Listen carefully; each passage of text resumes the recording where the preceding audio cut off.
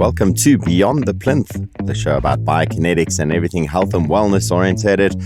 My name's Steve Saunders and I'm your host today, along with the ever-present, ever-phenomenal and ever-educational...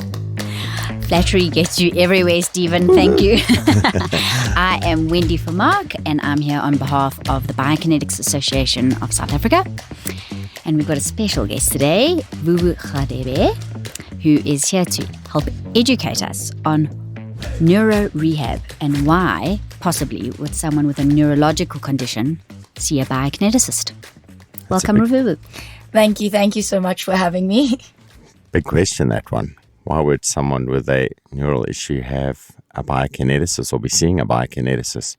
I think that's where we're going to be trying to take ourselves to. So, Vuvu, who is Vuvu? Give us a bit of a background, rundown of where you've come from and how you've ended up in this sort of area of speciality within biokinetics. Probably something I ask myself every single day, how I ended up here.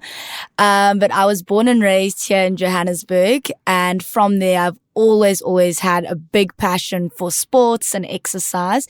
Being a netball player in high school, I then decided I really wanted to explore the sports field and exercise in general a bit further. So I then went and studied sports at the University of Pretoria. After my 3-year degree, I thought it's been great, but there's a little bit more that I'd like to go into from more of a healthcare point of view, from helping people and just being someone with a sporting background. You know, you also want to understand how to better people as a whole. Yes. And so I then went and studied my honours in biokinetics at the University of Stellenbosch. I loved it there, but after a year in Stellenbosch, I then came back to Johannesburg where I did my internship. I never really knew that I had an interest in neurological rehabilitation, but it just made sense for sports performance. You know, there's only so much that goes into the body. What is the mind doing? And that's sort of what led me into the neurospace and neuro rehab. Just that brain-body connection and how to achieve movement. So where are you practicing? I practice in Johannesburg at a practice at Justin Jeffrey Biokineticist, also known as Adjustability. Adjustability, okay. Yeah. And what made you leave lovely Stellenbosch to come back to Joburg? After a year in Stellenbosch was obviously a great year and a great opportunity, but I did miss my family and my home. And I honestly, at the time, I just fell in love with the idea of being in neuro and having an offer in an internship position at a big neuro biokinetics practice just drew me back to Joburg instantly, being home and doing what I love. And where was your first engagement with that neuro, sort of opening your eyes to the neuro field and the opportunity within that? I didn't really actually have a lot of exposure to neuro per se before my 3rd year at varsity, I would say. We touched on it, subjects here and then. We obviously understood the neurological system, but then my first hands-on experience was in my honours year when I was looking for internships and I was looking in Joburg. So I'd come back to Joburg and I was shadowing a whole bunch of bios in Joburg, and I went to Justin. I saw his website and I saw, okay, he's a neuro guy. But being hands-on with it was probably my first day shadowing him. And for that, you've been forced into cycling as well. Or you walk in 1 minute, you like netball, the next thing you know, you're a neurobiokineticist who has to cycle. So, yeah. Gotta love how that all slots together. Hey? So from there, obviously, I've been exposed to a whole bunch of different areas. Activities and sports. And so the background, I find it quite unique but and inspiring how almost all the biokineticists have come through some sort of sporting background directly.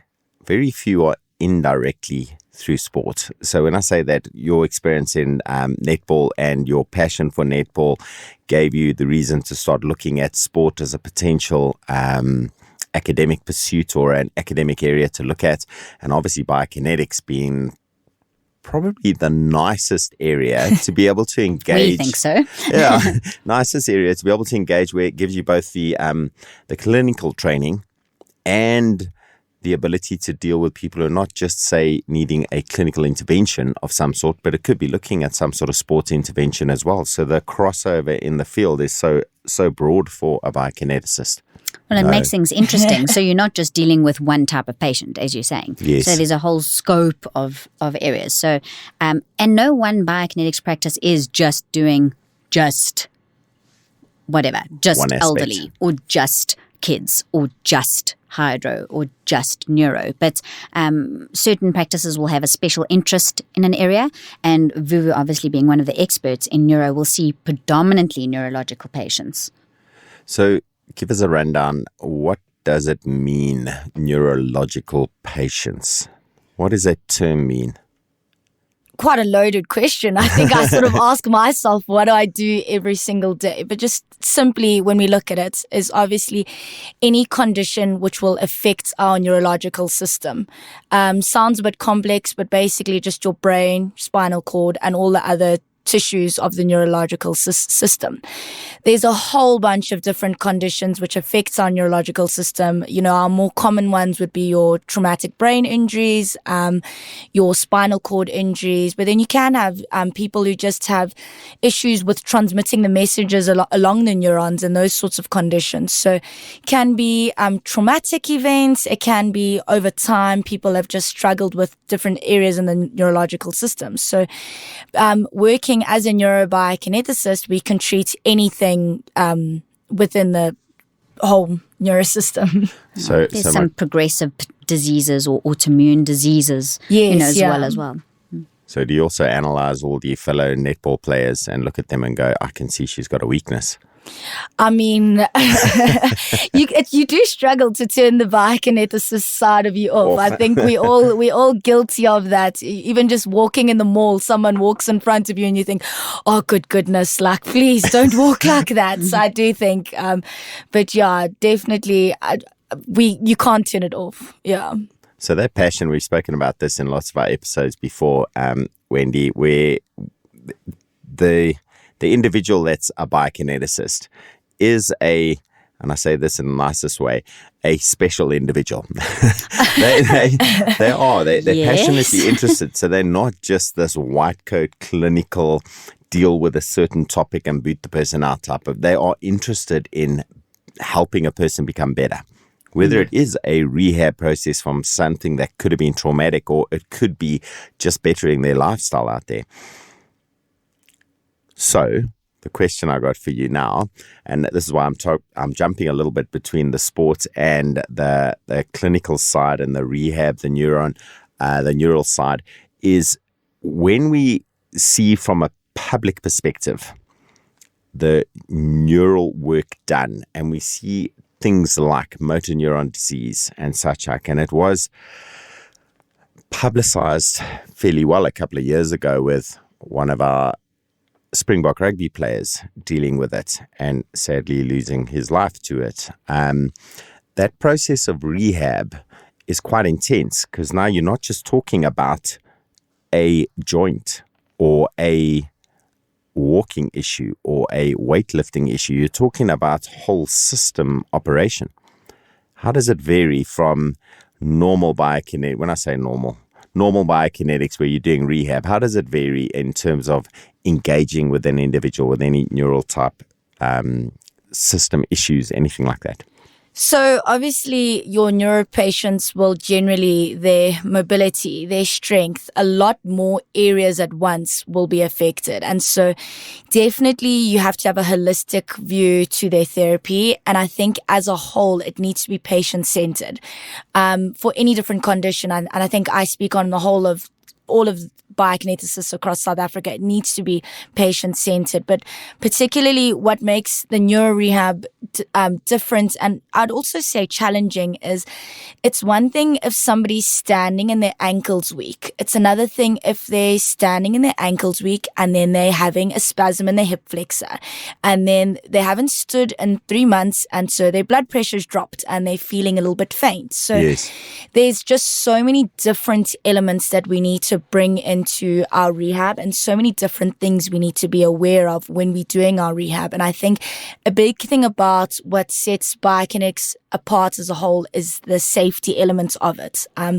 We all understand that exercise is very important in the long term, but what a biokineticist can provide, and what I think we pride ourselves in, is we doing holistic therapy. We're not just letting them sit in their chair for 2-3 hours and do their exercises from their chair. We getting them out of their chair, but we're doing it safely so. And we are addressing all these different aspects at once. I mean, it's very hands-on therapy.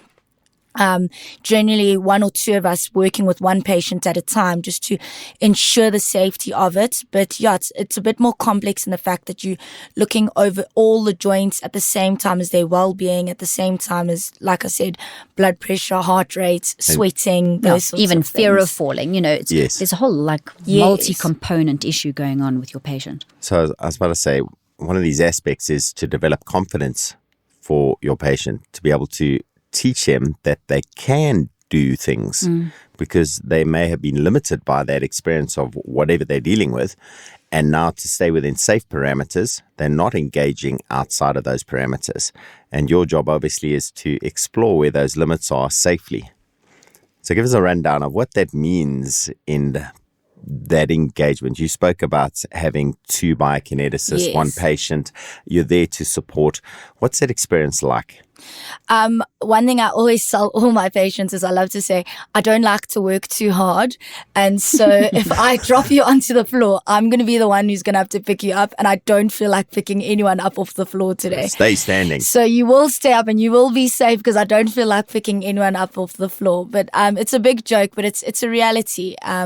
You know, like I said, your neurological system is affected, and it controls so many more other aspects of it. And so we found a principle of having the two therapists and 1 patient is the safest route. You know, it varies. Like, this isn't a gold standard because every neuro patient presents differently.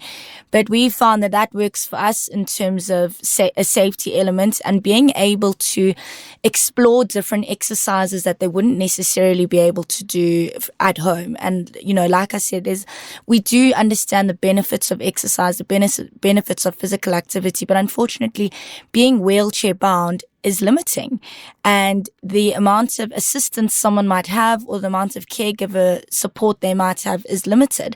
And so that's quite important that I'd like to place emphasis on, is the fact that biokineticists create a safe environment for you to exercise safely and maximize and get the best physiological response from the patient using clinical practice. And I think that's very important to understand, is that, we might, I joke about, I don't want to pick you up off the floor, but it is important that you are doing the best that you can do physically in a safe environment. So I'm going to add into that, and the way you've explained it now really gives the example. Your sense of humor comes in quite strongly. And that sense of humor is there, and you may laugh back, but it is a supportive measure as well. Emotionally, it gives a certain amount of support and gets a person, I'm sure, to relax and develop some confidence with you. You want to desensitize some of those very sensitive issues they may be having. We've had discussions in the past about, say, issues of obesity, and people are very sensitive around certain issues. You've got to be able to break those down to be able to start engaging them. And where I've not had the need, luckily, I suppose, to have to engage in any of these markets clinically, I deal in the obsessive compulsive sports market. So the netball player in you is someone that I would deal with, whereas I don't get to deal with the person who's injured or dealing with any limitations and such like. So I find it fascinating how you take it and you really do turn it into something fun, objective, but still serious. And you manage to get that right because of your training as a biokineticist. So the ability that you've picked up as a biokineticist, the application into a market, and how you're taking it out in a very serious environment. I mean, someone who's struggling to walk, that's not a normal environment. Yeah, it's certainly not lighthearted, as you say. So the psychology of this fascinates me a bit, and I think trying to figure out, I'm going to have to figure out how to dig into your brain a little bit here. And does this come from you, or is this something that you find the biokineticists are typically well engaged to be able to handle? That emotional EQ capability, that ability to connect with the individual? I'd like to pretend I'm one of a million and the best of the best, but I can't honestly. And I think in general, any biokineticist, no matter where their special interest is, will have a passion for the human body and movement of the human body. Otherwise, unfortunately, they have chosen the wrong career. And so I do think a lot of what we do is it's still going back to the fundamentals of biokinetics, life through movement. And, keeping that sense of movement, that sense of exercise through in your exercise sessions, that's all we're carrying out, honestly. Like I said, I'd love to pretend I'm the most special biokineticist in Johannesburg or South Special Africa. netball playing biokineticist. But no, it just comes down to the passion for exercise and the application of clinical, medicine. So, not just going into your sessions and creating an environment that isn't fundamental to the healing response. I'm just going to add in there, sorry, but as you say, passion for profession as such, I think most biokineticists are pretty passionate about our profession, but we're actually passionate about people. Yes. And your patients are people. So whether it's a neurological condition or an orthopedic complaint or post-op rehab or preventative disease, whatever it is, we have to relate to people. Yeah. That's not just the patient. No. We're also multidisciplinary. So, if there are other issues that we should pick up clinically, like Vuvu was saying, if it's someone who's now feeling comfortable with two practitioners there or professionals, what if they're not? What if they can't get past a certain thing? There's a need for referral. And we're very happy to work in a multidisciplinary setting, bringing in others who are going to help the patient, because that is the goal. Absolutely.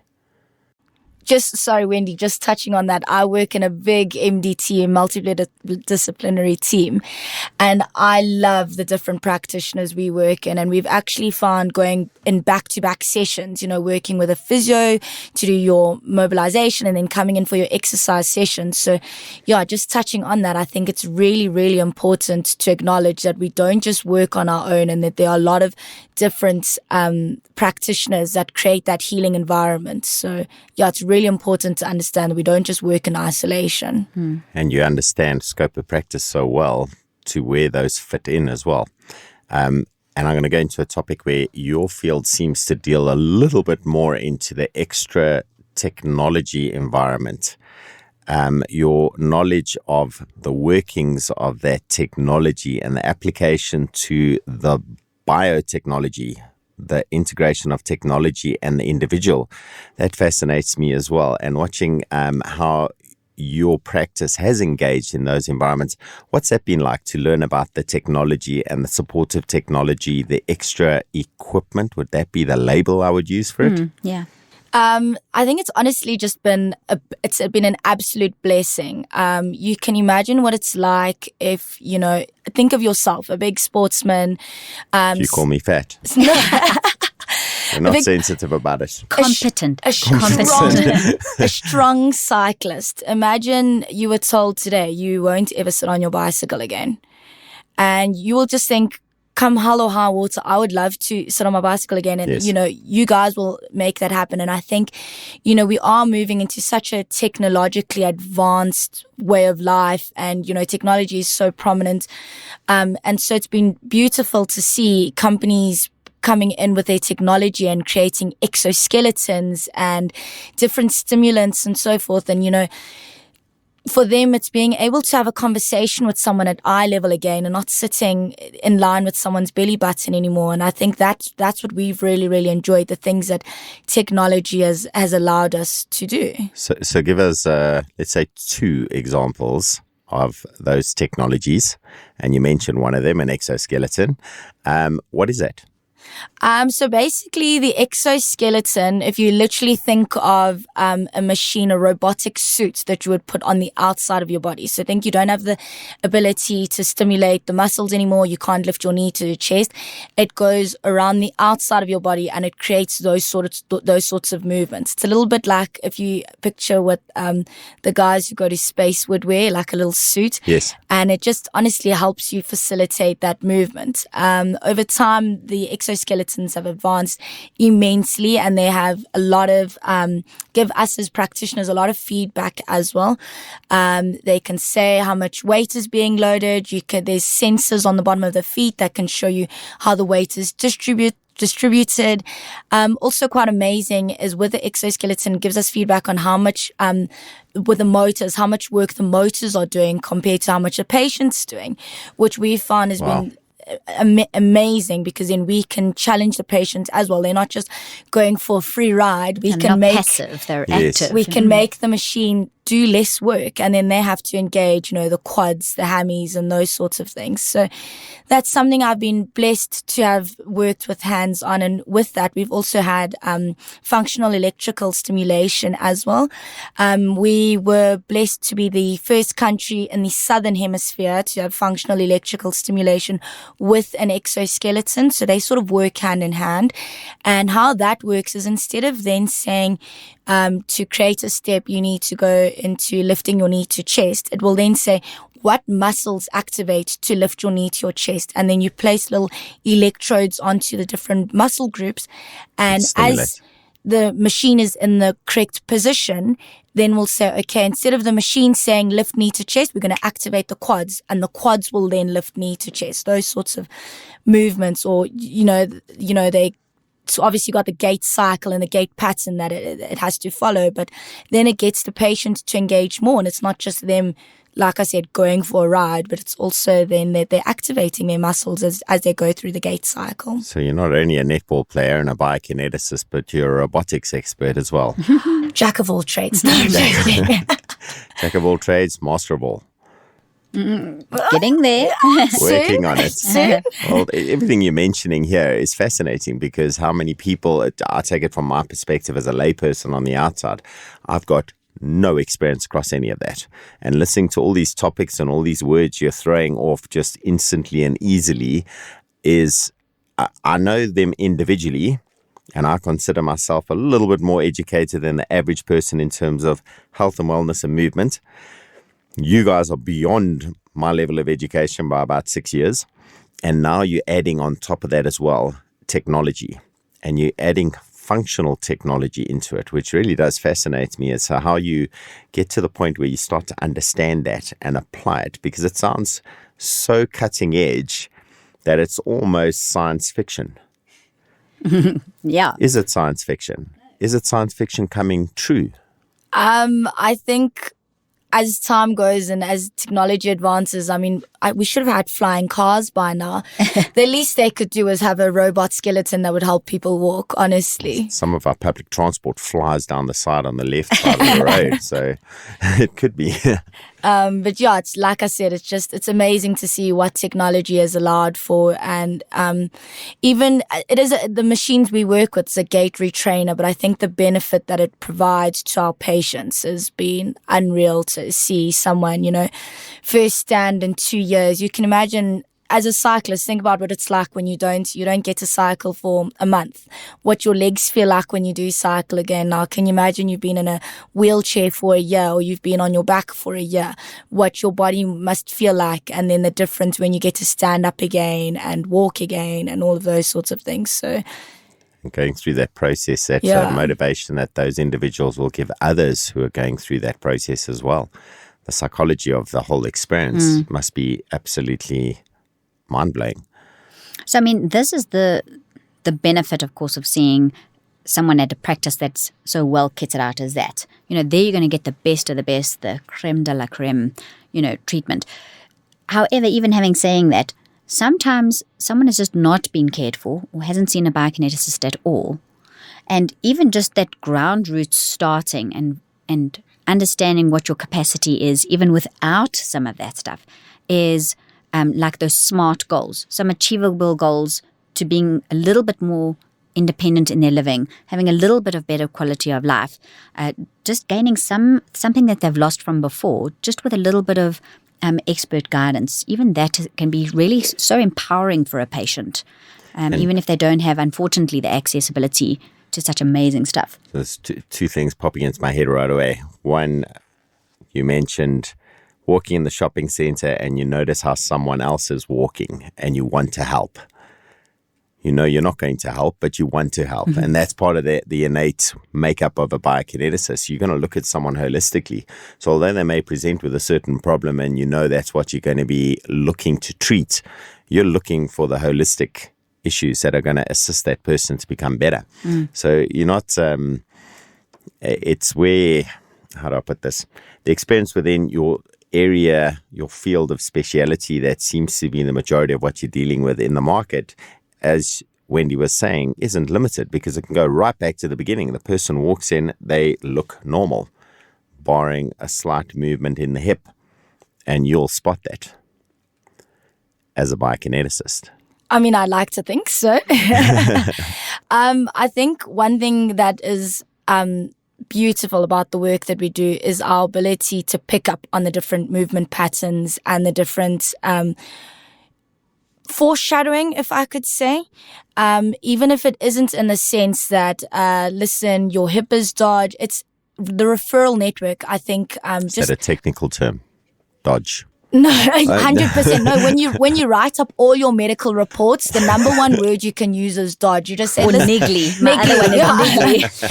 Their back was a little niggly and their foot looked dodge today. So yeah, clinical note taking right there. We've just figured out another episode. But definitely, non-clinical terms. Yes. I think just the ability to assess someone holistically and understand movement patterns and what it could mean and referring onwards where needed. We do have a scope of practice, and I understand that I like to think I'm the best biokineticist in Johannesburg. I think I've said it 3 times now.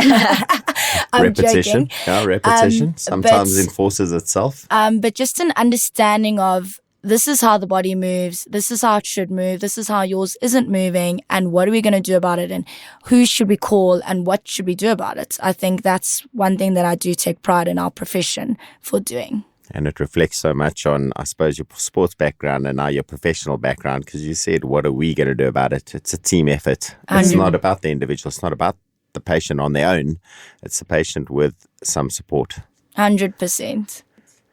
So, Wendy, I think that's very interesting topic and very interesting area. I'd love to explore some of these specific interventions, exoskeletons and such like, and some of the success stories. Those would be fascinating to look at over time in all these different fields. It's so interesting. Last question from left field. Vuvu, your advice to biokineticists heading out into the market, big philosophical advice or guideline you could give them? I must think back to when I was starting, what I would have loved to have heard. I think the best thing that I could say was I was told very early on I wasn't going to make everyone walk again, and I thought to myself, why have I gone into neuro? That's sort of what I wanted to do, and I think for me now, how many people have I made walk? Questionable, but it's more about passion. You have to be passionate about what you do, and you have to be clinical. If you're passionate about helping someone, you'll do it the right way, and that will be clinically. You need to constantly think out of the box, but also there's a reason there's a box. So you must not try be creative from the get-go. You need to have your clinical knowledge set and keep up with the recent literature and be passionate about how you do it and be holistic about how you do it. And I think no patient, no other healthcare practitioner, no one can critique you if you've done it as clinically as possibly and as passionately as possibly. Then no one else can critique you. In the best interest of the patient. For the patient. Yes, Stephen? So understanding that, then, the advice to those youngsters, understand the box completely, understand where the limits are, work within it, understand why they're there, but ultimately that box can be reshaped. And that's the advice you're taking out to those newbie biokineticists in the market. 100%. Well, there we go. We look forward to seeing more biokineticists like you out in the market, doing the good things you're doing. And we wish you the best of luck. And that about wraps it up from us. So there we go, guys. If you Thanks for joining us. Yeah, thank you very much. Thank you. Got any questions, queries, comments, anything like that, please put them in the comments below and we'll try to get back to you as soon as we can. Any references and such like will be linked below. Until the next time, have a great day.